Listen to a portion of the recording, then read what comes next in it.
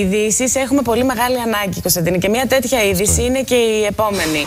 Έτσι, μιλάμε για τον Αλέξανδρο Γαμματόπουλο. Είσαι σκηνοθέτης στο επάγγελμά. Σε ευχαριστούμε πάρα πολύ που είστε εδώ. Εγώ σε ευχαριστώ. Λοιπόν, γιατί ακολουθήσατε έναν άνθρωπο ο οποίος είχε ένα προσωπικό όραμα. Έκανε μια δύσκολη διαδρομή. Έτσι, κολύμπησε σε δύσκολες συνθήκες και εσείς ταυτόχρονα τον ακολουθήσατε για να καταγράψετε και στο τέλος να κάνετε ένα ντοκιμαντέρ, να καταγράψετε αυτή τη διαδρομή. Μίλησέ μας λίγο για το όλο εγχείρημα. Και ποιος ήταν και ο στόχος, ο σκοπός? Ακριβώς.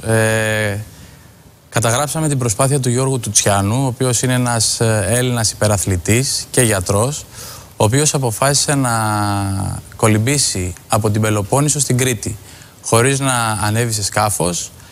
Σταμάταγε μόνο κάθε μισή ώρα για να πιει νερό και να φάει για να έχει ενέργεια και επί 28 συνεχόμενες ώρες κολυμπούσε για να πετύχει το στόχο του. Για μένα αυτό ήταν πάρα πολύ σημαντικό. Όταν έμαθα για αυτή την προσπάθεια, χωρίς να το πολυσκεφτώ, είπα ότι θέλω να το καταγράψω αυτό, αξίζει τον κόπο, ειδικά την περίοδο που ζούμε όλοι μας, να δείχνουμε ανθρώπους που έχουν τέτοια δύναμη ψυχής, ώστε να γίνουν πρότυπα και για εμάς, να μπορέσουμε να σταθούμε στα πόδια μας και να προσπαθήσουμε. Η όλη εμπειρία ήταν ένα μάθημα ζωής για μένα και για όλο το συνεργείο, το κινηματογραφικό, το οποίο τους ευχαριστώ όλους πάρα πολύ, γιατί δουλέψαμε κάτω από αντίξωες συνθήκες. Όχι όσο ο Γιώργος, βέβαια, έτσι.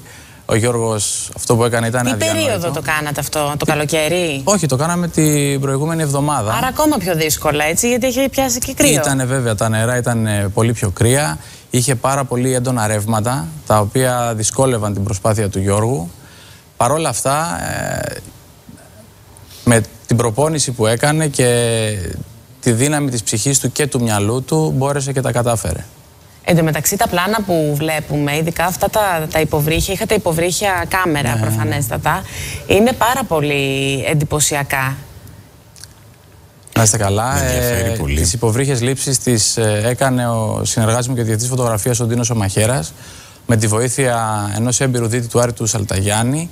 Ήταν πάρα πολύ δύσκολες, γιατί υπήρχαν πάρα πολύ έντονα ρεύματα. Φανταστείτε ότι κατέβαινε στα 10 μέτρα και ξαφνικά βρισκόταν 50 μέτρα μακριά από το σκάφος και από την πορεία του Γιώργου. Οπότε χρειαζόταν ταυτόχρονα που θα κάνει τις λήψεις να κολυμπάει κιόλας. Κάναμε αρκετές προσπάθειες και μπορέσαμε να έχουμε κάποιες καλές λήψεις, χωρίς βέβαια να ενοχλούμε τον Γιώργο. Έτσι, ο Γιώργος συνέχισε την πορεία του. Συγκεντρωμένο στο Ακριβώς. Δεν το σταματάγαμε δηλαδή και του λέγαμε πάμε να κάνουμε το πλάνο και έλα. Εμείς απλά προσπαθούσαμε να προλάβουμε.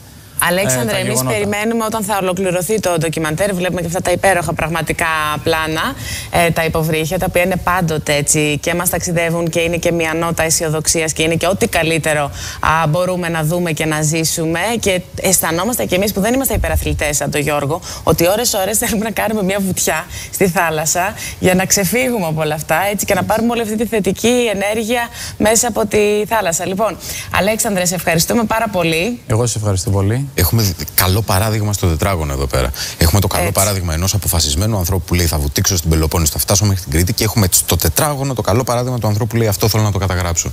Διότι αυτή είναι η δουλειά που κάνω.